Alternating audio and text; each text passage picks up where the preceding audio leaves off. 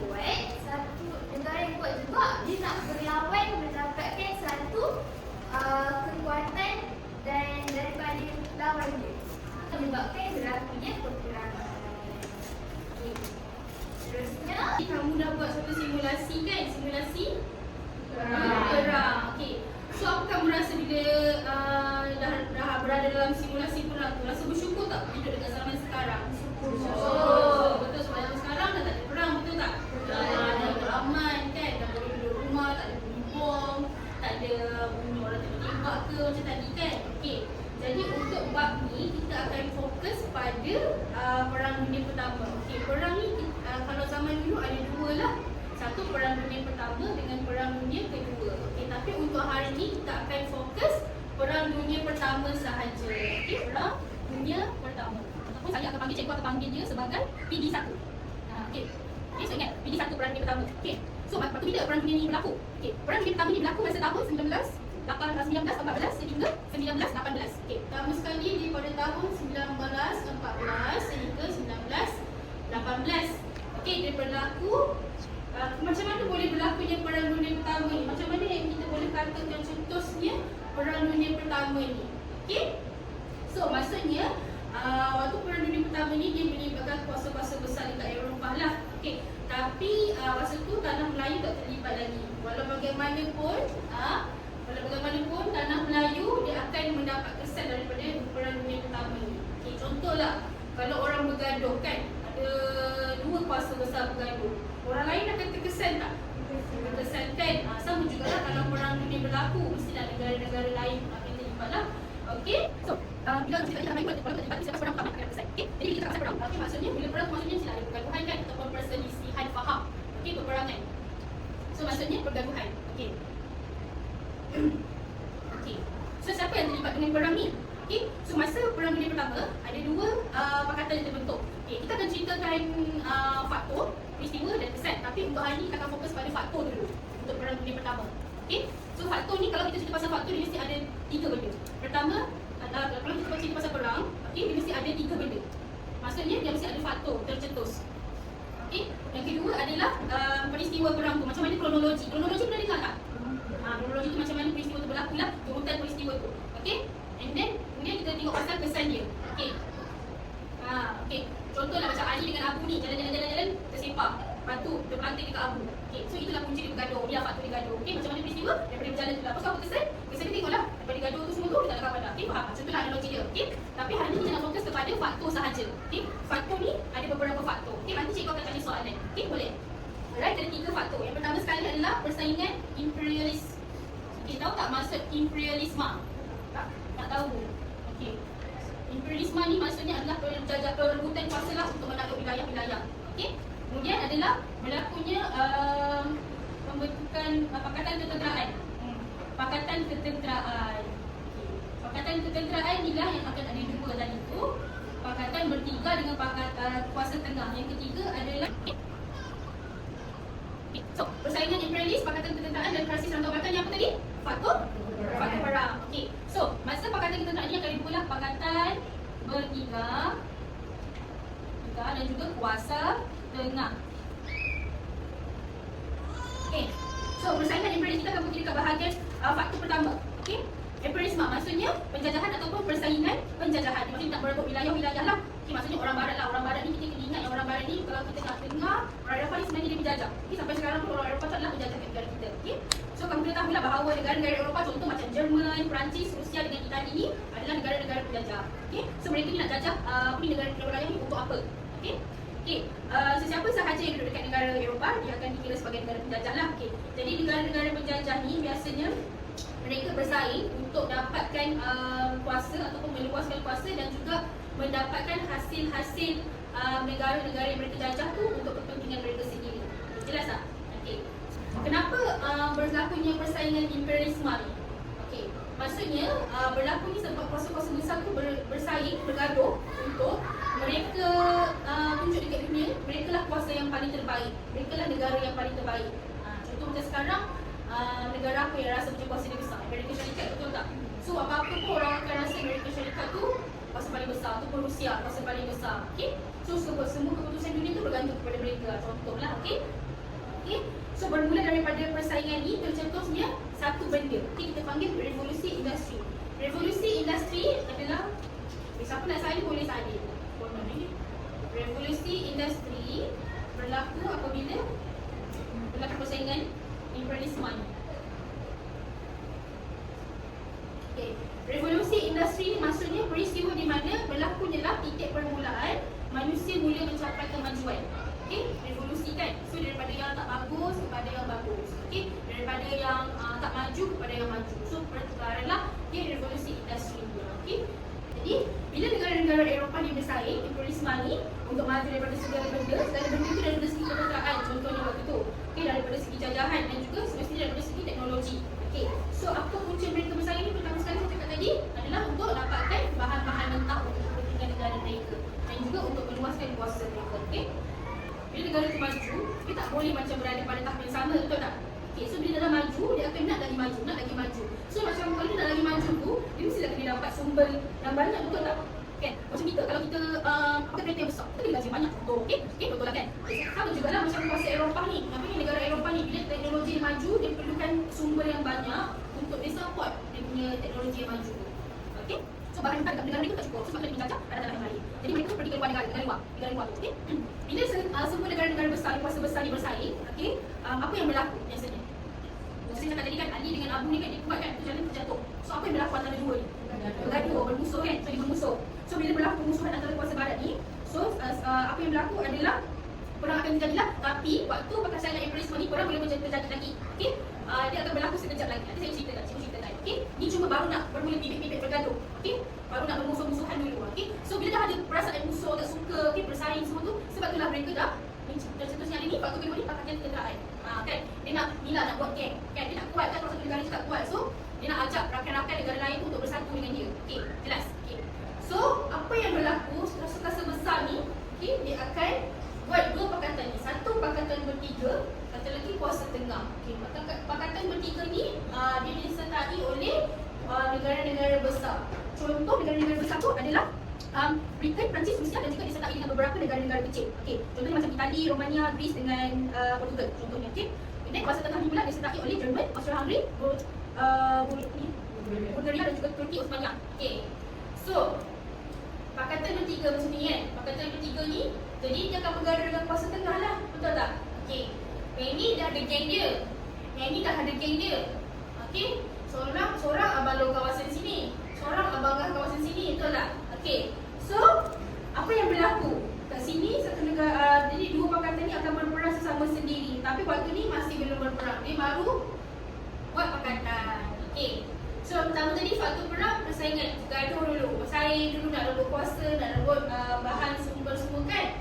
Lepas tu bila dah gaduh dah rasa bermusuh tu, kita nak cari geng, nak bina sokongan. Okay, so dia buatlah pakatan ketenteraan tu. Lepas tu berlaku pula, okay, masa pakatan ketenteraan ni ada satu konflik yang berlaku antara pakatan bertiga, negara yang daripada pakatan bertiga ni dengan negara daripada kuasa tengah ni.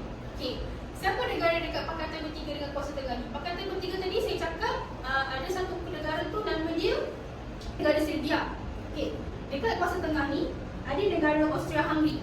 Dalam peta, kalau kamu tengok nanti, dalam peta tu Austria-Hungary dengan Serbia ni dia negara sebelah-sebelah. Austria-Hungary negara besar sikit, tapi dia berjiran juga dengan negara kecil ni, Serbia ni. Okay, so dulu sebelum adanya pakatan ni, sebenarnya Austria-Hungary dengan Serbia ni dia dah bermusuh. Okay, dia dah ada satu konflik lama.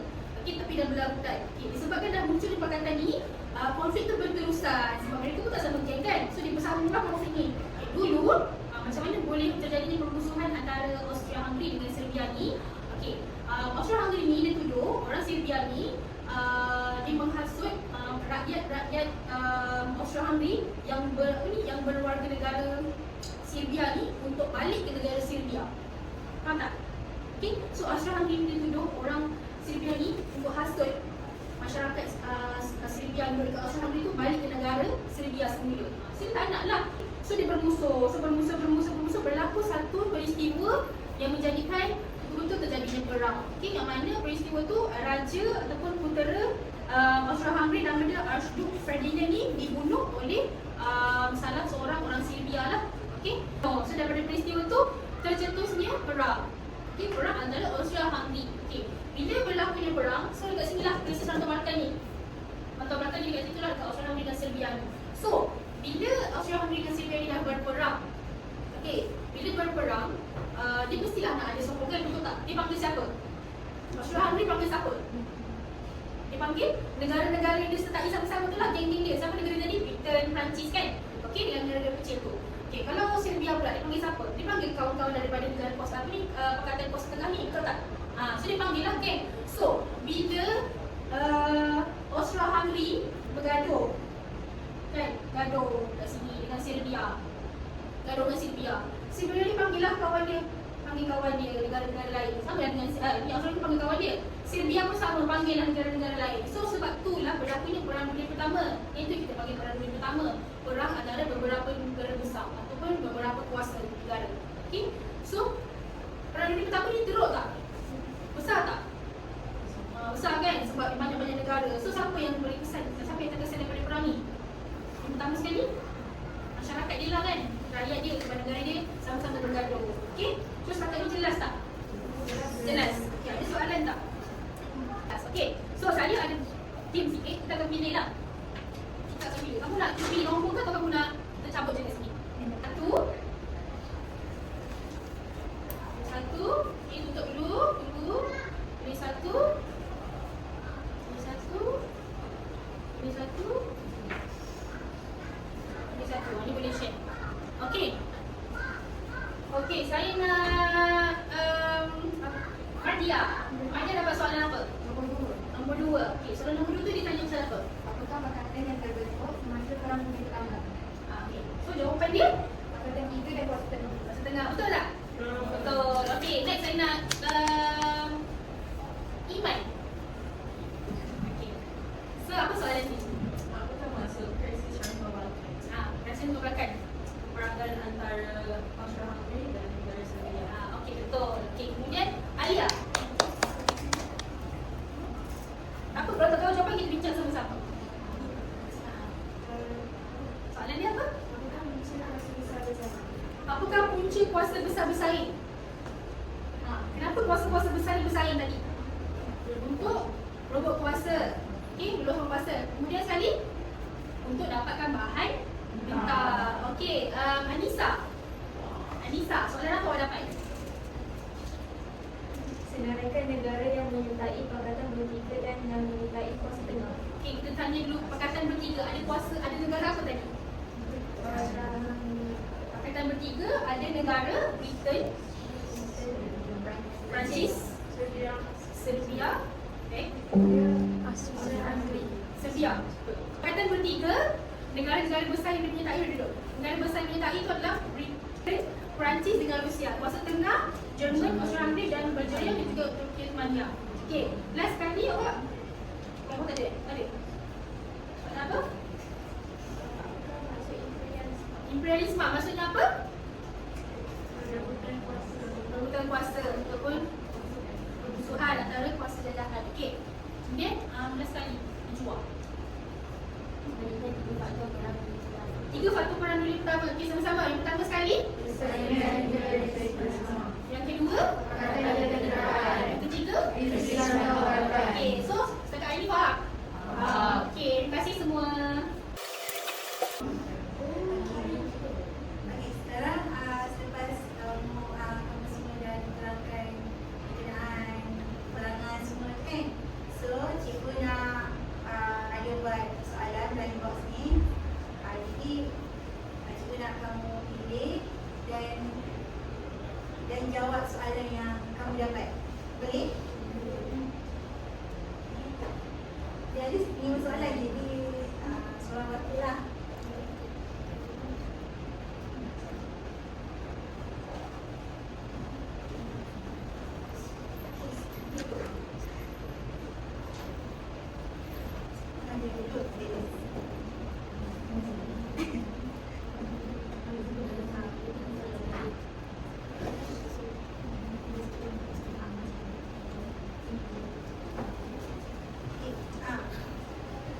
Semua dah buka dah tengok soalan? Okey, siapa nak jawab? Siapa? Tak kisah, dari mana?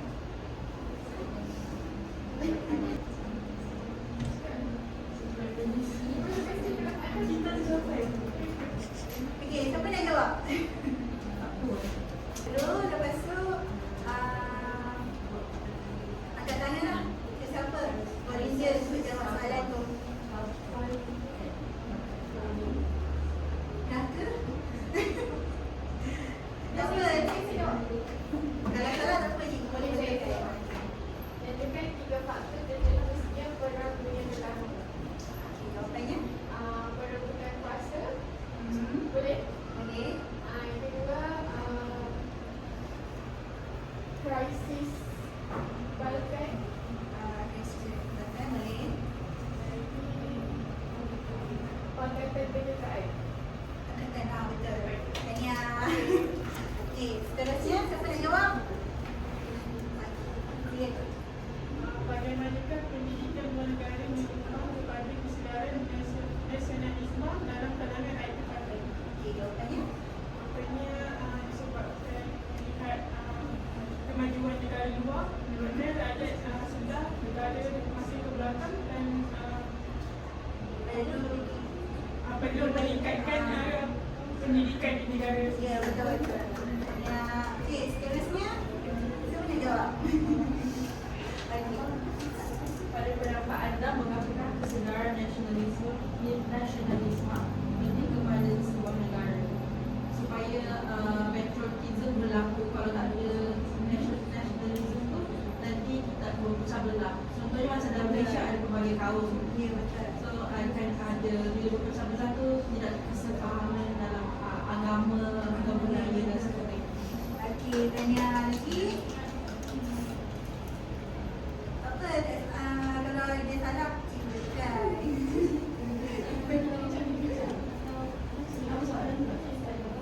Aduh. Dia salah. Apa yang dimaksudkan dengan nasionalisme? Okey, kamu masih.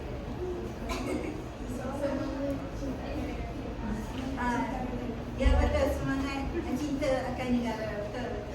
Okey, last. Tak apa. Jawab je.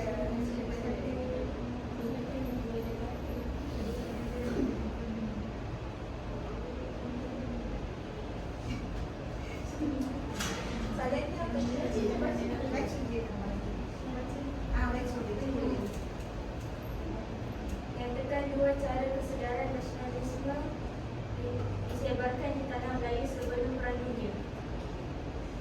Dah tak jawab mana? Tak tahu. Okey, titik baliklah. 2 cara kesedaran iaitu penulisan, dari segi penulisan, pendidikan dan satu lagi persatuan. Okey. Alright. Itu saja. Okey, seterusnya daripada pembelajaran hari ini kita akan sama-sama refleksi apa yang anda semua dapat. Okey, yang pertama, cikgu akan utarakan 3 soalan penting untuk kita sama-sama reflect dan flashback balik pembelajaran hari ini dengan kehidupan kita sekarang lah. Maksudnya bila kita belajar sejarah tu bukan kita belajar perkara yang masa lalu, tapi benda tu ada kaitannya dengan masa sekarang. Okey, yang pertama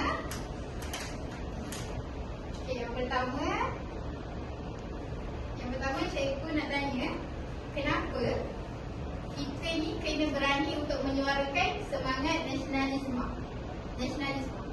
Kenapa? So soalan dia pertama, kenapa? Okay, ada ke wakil nak volunteer nak jawab kenapa tu? Why? Ada? Tahu je pandangan. Okay, silakan Iman. So kalau tak ada pandangan kesepakatan nasionalisme, Kenapa? tadi nanti akan ada perbalahan antara kaum. Okay, perbalahan antara kaum kan? Okay, so dia akan ada perbalahan kan? Perbalahan antara kaum. Ada lagi tak? Kenapa? Kenapa pentingnya semangat nasionalisme ni? Perbalahan antara kaum. Ada lagi tak? Dah sejam tu? Dah jawab? Dah jawab? Nak bagi cadangan apa? Apa yang awak dapat? Cuba fikir. Ni waktu kita kena, tadi cikgu dah bagi penerangan. So waktu untuk awak pula bagi pandangan awak. Kenapa? Aisyah, okey Aisyah, silakan. Apa Aisyah? Semangat berpaduan. juga. Betul? Pandai?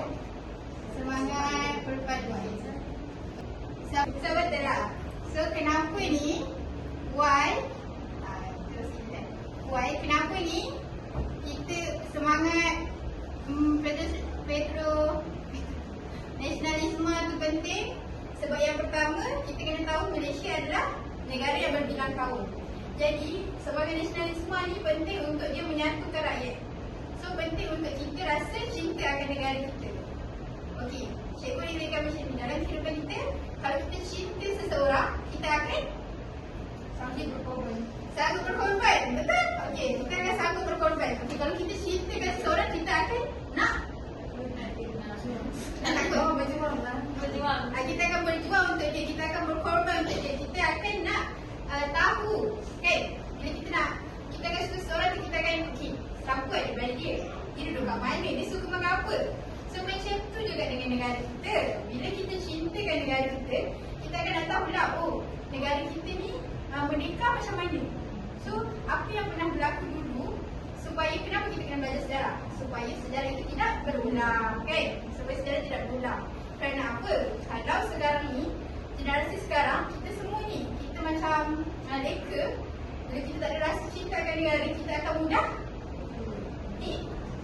dijajah. Kita akan mudah dijajah lah kan? Dengan orang, dengan anasir luar. Macam tu lah. Okay.